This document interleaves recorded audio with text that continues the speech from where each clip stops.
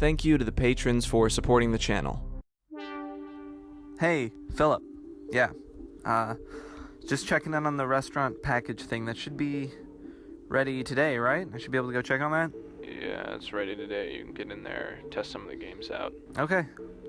Awesome. Something wrong? You don't seem that excited. Nothing, it's just the brand, you know? There's just all those old rumors. It's creepy. None of those rumors are true. That guy is an urban myth, and you should think twice before you spread false rumors about the company that you work for. Right. Okay. Alright, well, I'll be down there in a minute.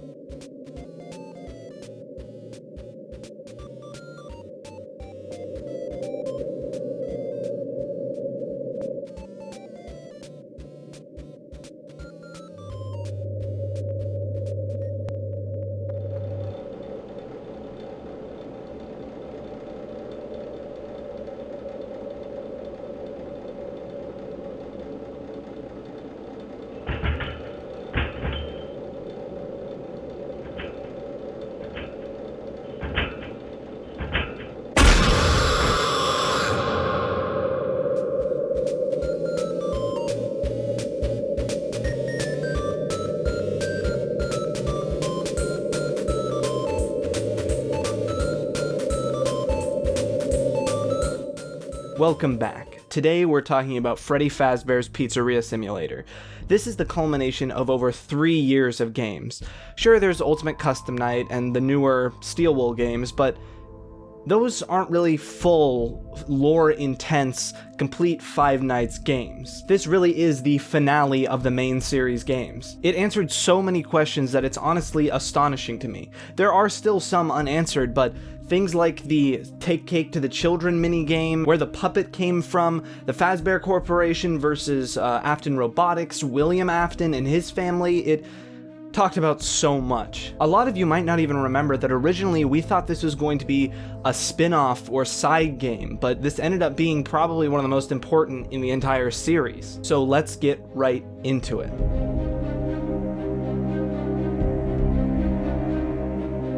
So the first real teaser for this game was the I Am Still Here teaser. Baby's eyes lit up in green, very reminiscent of the FNaF 3 teaser. This also had the source code secret where it appeared Ennard was fighting within himself, like I talked about in the sister location retrospective. Between FNAFworld.com and Scott Games, you got both sides of this conversation, which appeared to be the other inhabitants of Ennard kicking Baby out, and Baby saying she will put herself back together. However, as we were all excited for what the future of FNAF 6 held, Scott released a Steam community post saying that the project had been suspended indefinitely. There was just too much pressure to make this project bigger than the last, and he specifically said that he may just work on a spin-off. Maybe a tycoon game?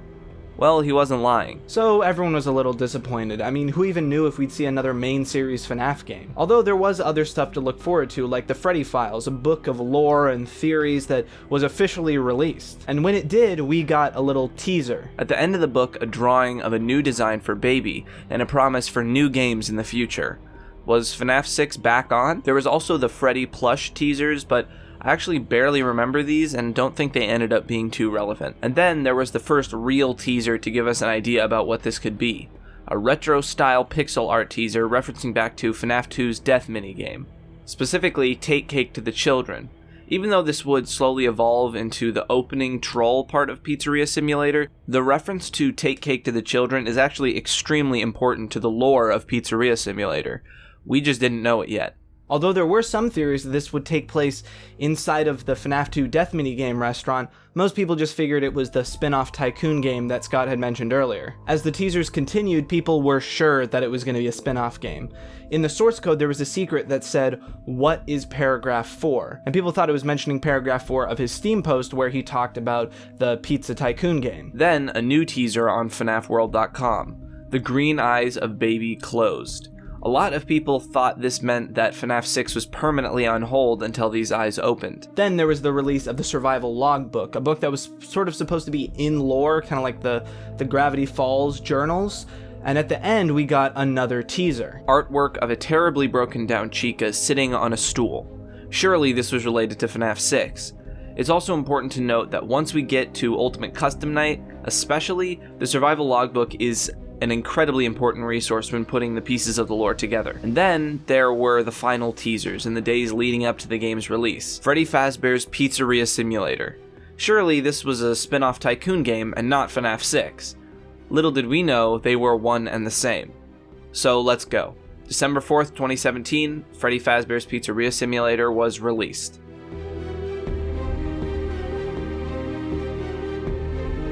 So you boot up the game expecting it to be sort of a fun meta spin-off game, kind of like FNAF World, and it's kind of underwhelming. All pixelated, simple build a pizza mechanic, and then you just throw pizzas at children who don't move.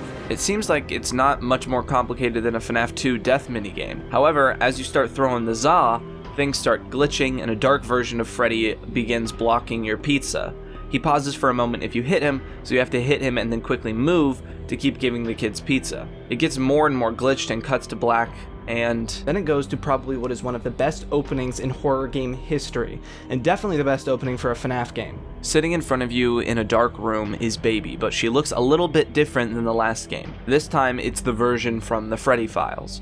While gameplay-wise, all you really do here is listen to audio and mark something down on a piece of paper, it's an introduction to a later piece of gameplay that is very important. After this opening, you move on to an opening cutscene, and then into the game. We'll get into the lore and cutscenes later, but for now, let's just talk about the gameplay. This game is simultaneously completely different from any Five Nights at Freddy's game before it, and also sort of a return to form after Sister Location. There is a gameplay loop in this game. The thing is, there's multiple of them, so let's talk about them. First, there's the Tycoon aspect. You have a top-down view of your pizzeria, which you can fill with items you buy from different catalogs. Animatronics, stages, games, tables. Each one has stats for how sanitary, safe, and fun it is. If something is really unsafe or marked down in price, it may carry with it an animatronic that will bite you later. You can earn money by increasing your Faz rating by buying and playing games, and by accepting sponsorships. Pro tip: don't accept these. They make things a bit harder later. At this point, you'll essentially want to make your pizzeria the best it can be, and play a bunch of games you buy to increase your revenue and Faz rating. There is another reason to play these games, but we'll talk about that in the lore section. For now, let's talk about the next gameplay section that might be a little more familiar. Sitting in a dark office with a computer. Instead of checking cameras, you have to complete automated tasks. This essentially takes the place of surviving until a certain time. You have to survive long enough for the task to complete. If an animatronic is loose in the building from a high liability item or from salvaging, which we'll talk about in a second, you must ward them off by shining a light in the vents or luring them away with an audio cue. You can use a motion sensor to track them and a silent vent to hear them better. However, you can only use one of these options at a time. The animatronics are attracted to the noise of the office, so you can shut off the computers and the vents to hide, so to speak. Of course, you can't do the tasks if the computers are off, and if the air conditioning turns off, the office may overheat, causing you to pass out. Clearly, there is a lot to deal with. This is why I said not to accept sponsorships. See, if you do accept them, they will interrupt your night with a loud noise and stop you from using your computer in the form of a pop-up ad. If you value your survival, I'd suggest skipping out on sponsorships. After you finish this section, you move on to the last area, the dark room with the desk again. Here you're confronted with an animatronic and given the opportunity to salvage it or throw it out. Salvaging it gives you a lot of money, but it releases that animatronic in the office section. If you throw it out, well, that's it. Salvaging involves playing terrifying audio and checking for a response. It really doesn't matter if the animatronic responds, the point is that you can't move on until you mark it on a piece of paper. But if you look away from the animatronic to mark it, it may move closer. In case of this, you want to hit it with a controlled shock. However, shock it too many times and it begins to lose value. If it jump scares you, you lose the money, but it's still let inside. Finally, at the end of each night, you get a rundown of your revenue that day, visitors, and best of all, lawsuits. Depending on liability or safety, you may be prone to lawsuits. If you get them, you have the opportunity to either dispute the lawsuit, which may or may not win, or pay up. If you run out of money from these lawsuits, well, that's game over. I don't think I'm forgetting anything. This game has so many little pieces that might not be complicated on their own, but when combined create a really unique and sometimes hard to cover gameplay experience. Alright, with the gameplay out of the way, let's talk about the visuals.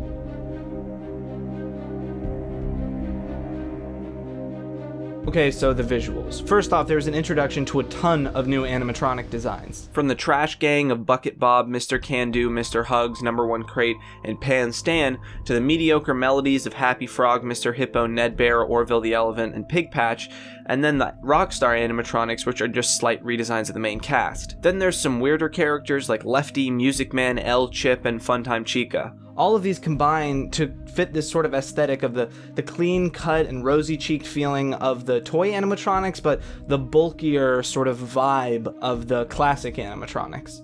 To be honest, they're not really that scary, but besides Lefty, you're not really going to see any of these characters in a scary context. Now, from the new designs to the redesigns of the old classics. Ennard, aka Molten Freddy, is like a withered Funtime Freddy, is the best way I can put it. Still staying in the sci-fi genre Sister Location was in, but with a less polished outlook. Basically, Molten Freddy is a mess of wires with a mask. Scrap Baby looks completely different than the baby we knew, complete with rollerblades and Showtime lights. Something interesting to see is the color scheme change between Funtime Freddy and Baby. They went from a sort of bluish and purple hue, with Baby having a dash of orange and red, to fully orange. I don't know if this was intentional or not, but the color shift to a more fiery color really fits for this game. And then, of course, there's Scrap Trap, the redesign of Springtrap. Like, look, I know this is not controversial to say, but oh my god, he looks so bad. Peanut head looking ass. How can you take such an iconic, fantastic design like Springtrap and just destroy it in one game? Whatever, at least the puppet redesign looks cool. There's this really interesting dichotomy between the main tycoon mode where you're buying things and setting up your pizzeria, and the night mode where it's dark and creepy and you have to look back and forth to fend off the animatronics. See, you might think that the cute visuals beforehand might take away from the scariness, but to me it kind of does the opposite. This whole time you're squeezing every last Faz token you can out of the game so you can get more money and set things up, but the whole time there's this underlying dread that eventually you're gonna run out of things to do and you have to go into the night mode. Despite how fun the tycoon mode is, there's a lingering sense of dread once you start running out of things to do. And if you're collecting all those salvages, you know it's only going to be harder than last time. So the change from fun and cute visuals to creepy actually ends up making it scarier in the long run. When it comes to the actual office you spend a lot of your time in, you very much fall back into the Sister Location feeling of a corporate facade. Creepy posters reminiscent of the first game, and a poorly set up office space gives you the feeling that you're actually in an office, but you're clearly just between two vents in a crawl space. Who's this clown? I talked in my first FNaF retrospective about how the doors gave a real sense of relief. There is no such relief here, being crammed between two vents that sit open and waiting. And of course, the salvage area is really well done. The dim orange light from one bulb, the feeling of emptiness and vulnerability that comes with sitting directly across from an animatronic. It seems like this setup inspired a lot of FNaF VHS videos, actually. I've mentioned this sort of combination of styles multiple times so far already. Toy animatronics and classic animatronics, cute poppy visuals and creepy office spaces. There's also another sort of combination, a mix of sci-fi and 80s restaurant. Like Sister Location, there's an element of sci-fi with these weird, wiry, scrapped animatronics and the high-quality tech you're able to purchase. But at the same time, you've got this aesthetic of cheap show lights and busted animatronics. It's a real clash of the two styles this series has had up until now, and it works surprisingly well. A couple last things I want to talk about. First, the mini-games. There's a lot more attention to detail here in the lore ones that matter, and in the ones that don't really matter to the lore, there's a lot more attention to jokes. Fruity Maze, Midnight Motorist, and Security Puppet all call back to the 8-bit minigames the series is known for, but with a lot of improvements and actual gameplay elements other than just walk around until something happens. And for the more jokey ones, they really hit home. From Helpy breaking his fucking back to Lemonade Clown. Лимонаде форе Вероне. Like, these are actually funny bits. Had to switch to my B camera. Okay, one final thing about the visuals. There's these cutscenes in between certain areas that are basically corporate talking to you, and these illustrations are beautiful. They somehow capture the feeling of that soulless corporate art style you see everywhere, while simultaneously having more personality than any actual corporate art could.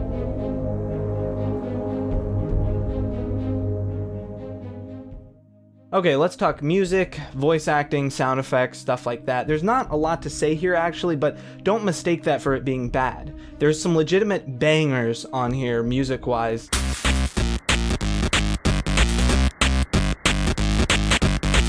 And everything fits its purpose really well. Voice acting wise, this game is a little hit or miss. There's some lines by the, after you get jump scared that are just really, really goofy.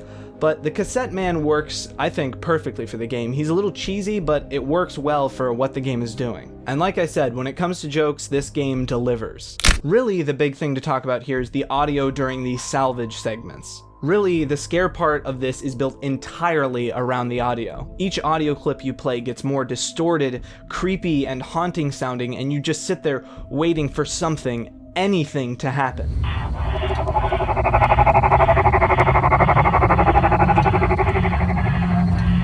And then silence. Now that you're all geared up with the most haunting audio you've ever heard, look away from the monster in front of you. It's very effective. And again, I think I should mention that this has inspired FNaF VHS videos since the earlier Squimpus tapes, because it's really effective.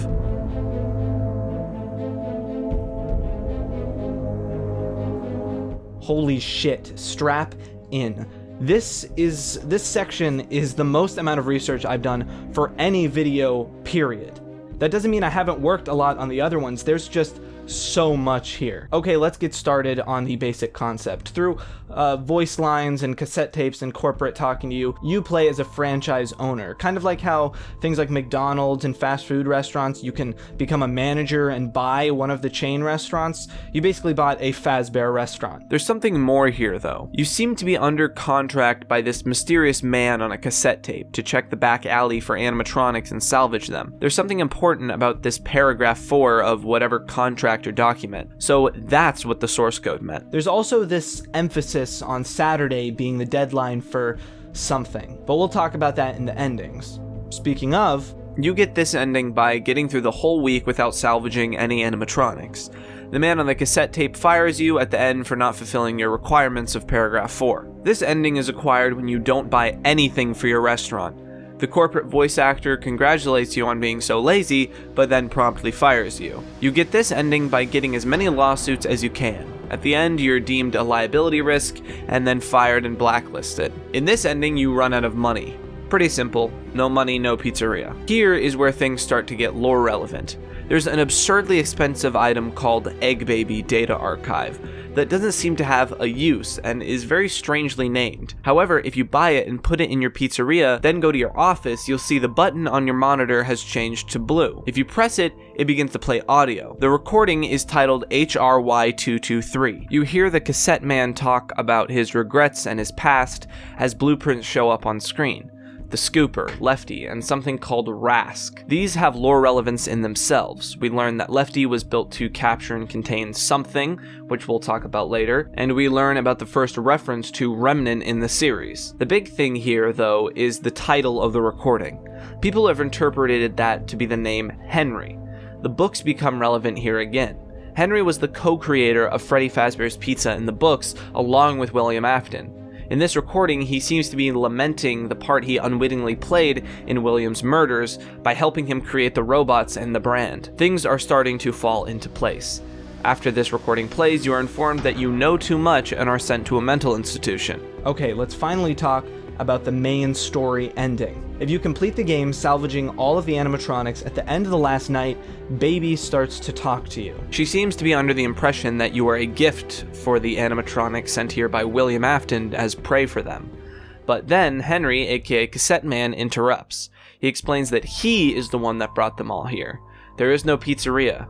They're in a trap. The room begins heating up and he makes his intention clear. He's burning the place to the ground, animatronics himself and all. He makes an interesting comment here as well. Whoever we play as is not who is originally meant to get this job.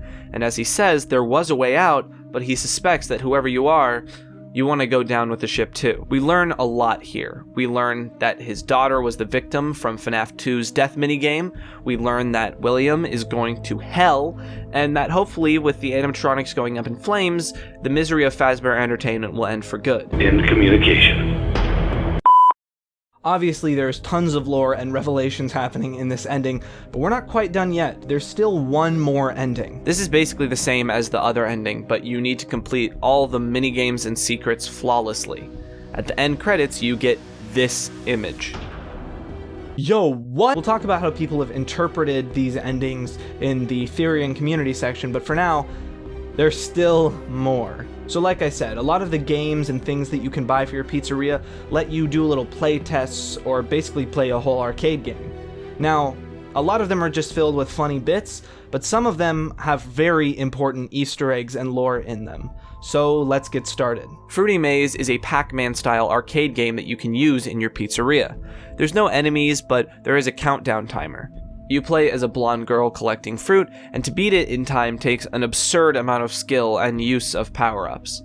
Each time you beat it, things get stranger. A bloody dog begins to show up, and this very friendly-looking rabbit. Eventually, the dog is just bloody chunks, and the girl is leaving a trail of blood. At the same time, whenever the arcade machine lights up, you can see whoever is playing it in the reflection. At first, she starts out smiling, but gets sadder until you see someone behind her. Spring Bonnie. If you remember the lore from earlier videos, you know that whoever is in this suit does not have good intentions. Then this happens.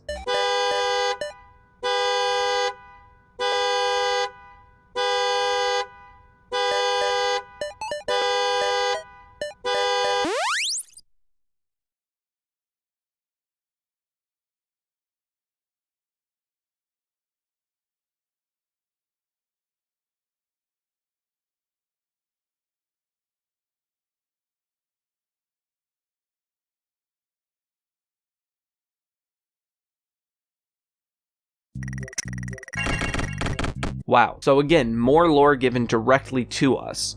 We'll talk about what it can mean in the theory section, but we've still got more things to cover. Midnight Motorist. This is a sort of racing game where you have to dodge around traffic. It's pretty simple, but there's a secret at the last lap. There's a break in the barriers which you can use to cut into this area. You can follow this forest road to a couple different places. First, there's Juniors. This place has given the community a lot of grief. What the hell is Juniors? Someone tells your character that you can't be here. Then you can go to this house. And wait, who the hell is Orange Guy? Whatever, we'll talk about it later. Lots of getting into it later this episode. Anyway, you enter and you're met with, the chocolate lady from SpongeBob watching TV. She tells you to leave him alone tonight, but why would we do that? So we go into the next room and the door is locked. Our orange man is clearly very upset by this, so we go outside to find a way inside from the outside, but the window is broken and we see two sets of footprints. Someone leaving from the window and very clearly an animal/animatronic footprint coming toward the window. This is enough to completely whip the community into a frenzy, but there's one more thing. When you're driving in the forest, there's another secret break in the road, which leads you to this area. And yet again, Scott Cawthon has turned the community on its head with just a few pixels. And yet again, to fully understand how important this section is, we'll have to talk about in the lore section, but just keep in mind that this is huge. The security puppet doesn't look like an arcade, but you can play it like a game. We see the puppet in a box, and the point of the game is to keep track of children with a certain color wristband. It's sort of replicating what Security Puppet would actually be doing, keeping an eye on coded wristbands. You're supposed to be looking for green wristbands, but none show up. Finally, the last round playing it, the music cuts out, and we see someone with a green wristband left outside. However, the puppet's box has something on top of it, delaying your response. It's raining outside. The girl fades away and the security puppet chases after her. Breaking down from the rain, the puppet is too late. The girl is dead and the puppet falls over on top, broken. Now, if a child being left outside to die seems familiar, it should. It's from the most iconic death minigame in FNaF 2. This section ties directly in with the completion ending. So what this means, going very light on the theory crafting, this stuff is basically confirmed, is that Henry, the other creator of Freddy Fazbear's Pizza, his daughter was killed way back, and save him has been retconned to save her. And now Henry's daughter haunts the puppet. This is a huge revelation for the games in just one minigame. There's some other stuff here too. There's some hidden death screens that reveal different animatronics in the back alley. This actually reveals something pretty interesting. The puppet is inside of Lefty. And I know you're tired of hearing this, but we'll talk about what that means later. There's also Candy Cadet, who will sometimes tell you little stories. Taking these stories literally is not conducive to actually figuring out the lore of the game. Basically, you want to pay attention to the main theme, taking 5 things, putting them into one, and then placing them somewhere. A boy who doesn't want to lose his pet snake, but he doesn't want to give up his pet kittens. In the end, he lets a snake eat one kitten, but is filled with regrets and buries the kitten's remains after killing the snake. A man who adopts 5 children to save them from the danger of a burglar that might break into one of their homes. They end up all being killed because they're in the same house when a burglar does come. Only able to afford one coffin, he stitches them together and buries them. And finally, a woman who has 5 keys but can only use one. The keys work to unlock doors that children are trapped behind, but instead of just using one and saving one child, she tries to melt the keys together to unlock all the doors. This doesn't work, and all of the children are doomed. Like I said, you should not take these literally. They are more metaphors to help you understand the lore depending on what aspect you look at. Last thing I want to talk about here is just this little thing that can happen. Pretty cool and creepy. Alright, finally we can move on to the next section where we can actually talk about what all these things mean.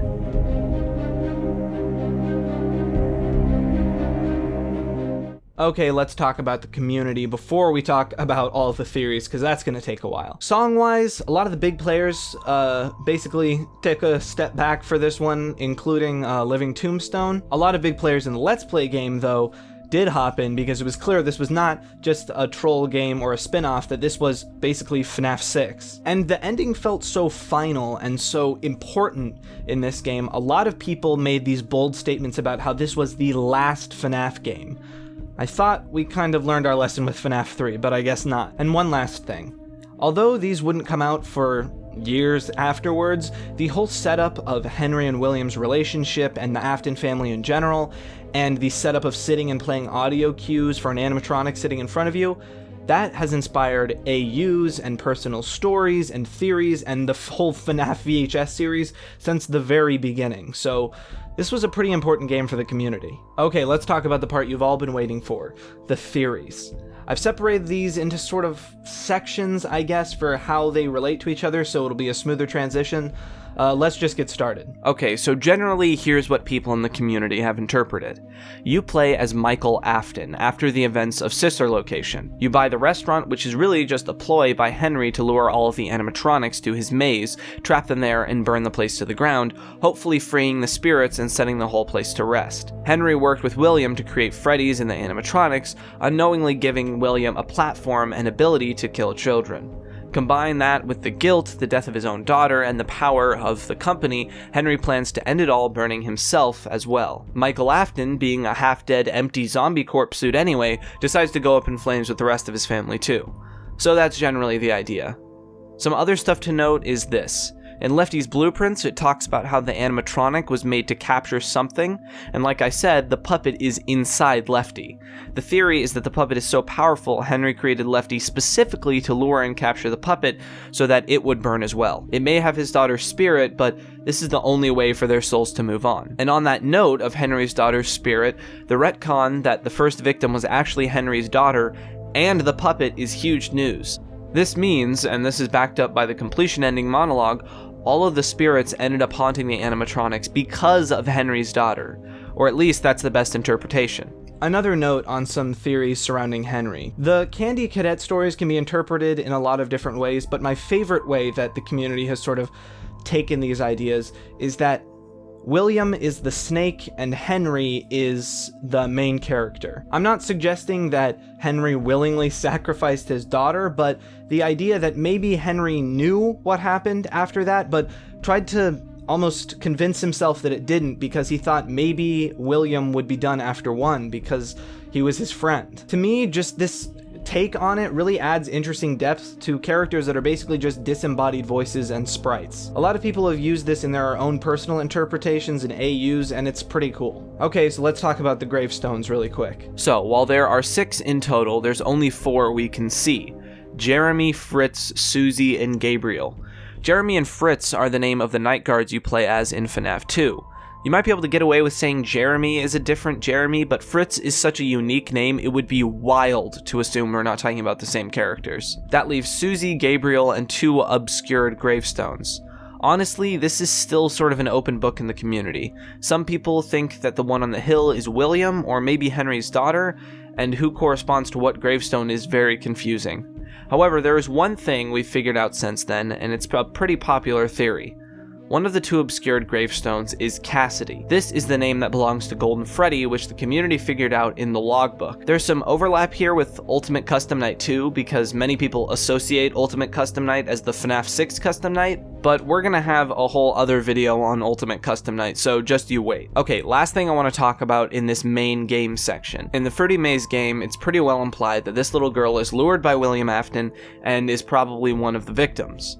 That much is implied and interpreted. Something interesting, though, is the sound of a car alarm and the motif of a dead dog. The theory for this, at least the main one, is that William is yet again using his purple Lambo to kill, this time this girl's dog. And now he's using her sadness over her dog to lure her by telling her he's not really dead. Some, including MatPat, have even taken it a step further, that the Mangle is actually haunted by the ghost of that dead dog. That's why Mangle's voice sounds all garbled in FNaF 2, and why it's the only active animatronic in the FNaF 2 death minigame. If this were true, it would almost make it appear that William is experimenting with the whole possession idea. And I don't think that's too far off considering the introduction of Remnant in the series. Okay, so I've got to be honest here. I haven't read The Fourth Closet, which is the final book in the Silver Eyes trilogy. But from what I understand, this is really where Remnant is explained as a concept. It's a sort of substance made out of metal, strong human emotion, and human flesh. This is sort of what makes the animatronics become haunted. And in the book, William very much knows about what Remnant is and is experimenting with it. So why exactly he's using Remnant in the game series? Depending on whether he's just crazy, he's trying to figure out the secret to immortal life, or maybe he's trying to bring his son back. It just seems like it's not a far-fetched idea. Staying on the topics of the book's connection with the game, let's talk about Midnight Motorist. Now, generally, this game is considered one of the most confusing in the entire series. Most people are under the impression that this yellow guy is actually Purple Guy, and they changed his palette because Michael Afton became Purple in Sister Location, and it's confusing. But the theory I've heard most often is that this person at the TV is Michael Afton as a child, and this is a flashback to show the abuse that the Afton family endured from William. It could also be that this bald character is the mother, and it's William yelling at Michael, possibly not long after the bite. Again, this one is up to very loose interpretation. One big thing, though, is the connection to the Twisted Ones, the second in the Silver Eyes book trilogy. It's this weird pile of dirt. In the Twisted Ones, the evil animatronics made to capture children, like the Funtime animatronics in the games, bury themselves in the ground to hide. Knowing that the Afton family home is above the Sister Location storage facility, is it possible that this is a Funtime/Twisted animatronics hiding place, perhaps the one that stole this character away? That's the only real explanation I've heard, but again, this one is very confusing. Like, what is Junior's anyway? Some have said it's a bar and that William is an alcoholic. Some think that it may be the FNaF 2 location. God, this minigame is exhausting. Okay, now I want to talk about some connections between this game and FNaF 3, because there are quite a few, starting with where this game fits in the timeline. Dawko had a really great theory about how FNaF 3's Happiest Day minigame was really the end to one of 2 stories. It was the end of the main set of animatronic spirits being freed. But as you see, the puppet's mask falls last. Dawko took this to mean that there's unfinished business. There's a whole other set of dead kids and horrible stuff entirely rooted in the Afton family. So there's this idea that these gravestones may belong to the Afton family. Then of course the name Elizabeth or Michael don't show up, and we've got these new names. There are still unanswered questions, but I think that FNAF 4 being a transition to a new story, this time about the troubled Afton family, makes sense. Some other theories and connections to FNAF 3, again this time from Dawko. Dawko's idea posits that the reason someone like Elizabeth Afton, who likely haunts Baby, would become evil and want to scoop and kill would be because the possession involving Remnant isn't quite a one-to-one. It's like a battle between programming and soul. So maybe the programming of Baby to kill and capture people overpowered Elizabeth. It would make sense why the haunted animatronics in FNAF 3 can't enter the restricted back room, and why Springtrap is so easily lured by laughter. His robotics are programmed to go to the nearest sound. This one is more of a technicality in the grand scheme of the story, but an interesting idea nonetheless. Oh, and one more connection to FNAF 3. We kinda actually figured out who all these weird non-main cast masks were in the Happiest Day minigame. The Mediocre Melodies. How exactly this works in a timeline sense, I don't know, but at least these characters exist in canon now. Kinda similar to how Funtime Chica is speculated to be the Springlock suit we're in Night 4 of Sister Location, and now she's here. Okay, last thing I want to talk about here is some of MatPat's contribution to the theory world and what was going on at the time. Like it or not, MatPat has huge sway power when it comes to what the community thinks and even what Scott Cawthon thinks.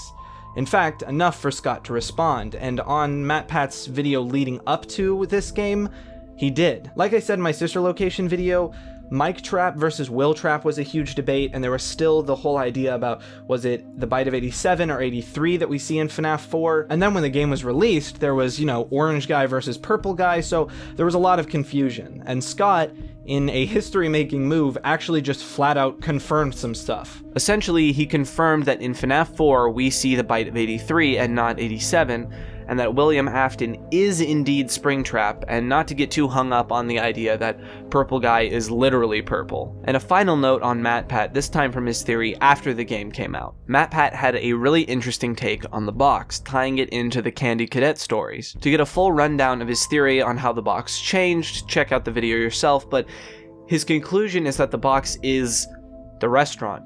In a more meta way, the box is the maze and prison that you trap the animatronics in, finally putting everything to rest. And with all of that tying back into the initial end of the game that we talked about a while ago, I think that's a perfect time to end this section.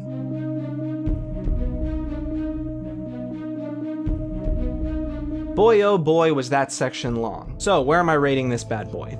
Honestly, same as Sister Location, A tier. Now, I will say, it is one of my favorites, it's in my top 3, but much like Sister Location, it just doesn't have the simplicity, the pure essence of Five Nights at Freddy's like the S tiers of FNAF 1 and FNAF 2. The story is really good, but some of the gameplay elements are lacking when you put them on their own. Generally, it's fun, replayable, and a fantastic conclusion to this part of the timeline, but it just doesn't quite make it up to S tier, so right there with Sister Location.